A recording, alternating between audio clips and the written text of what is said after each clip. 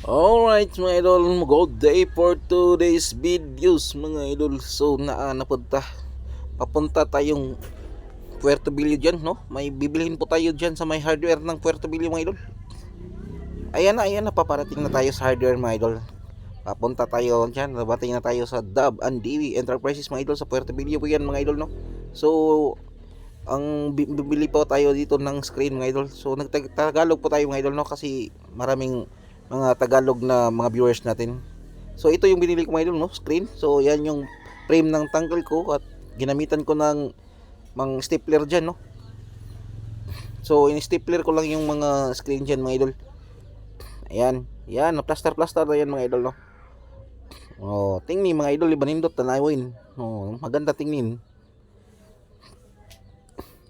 Pagkatapos ng nalagyan na butangan ng screen mga idol, binilagay ko na yung mga piso ng bantris mga idol, no?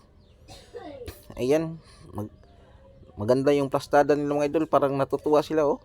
Parang nakasmile sila lahat mga idol, no? Kung nakikita mo, oh, tingnan mo nang magiging mga idol yung mukha nila mga idol, oh.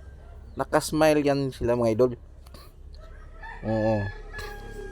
So, yan yung ginagawa natin mga idol, no? So, actually marami pa tayong gagawin yan mga idol, ng mga tangkal. Ito lang muna yung binuhat natin.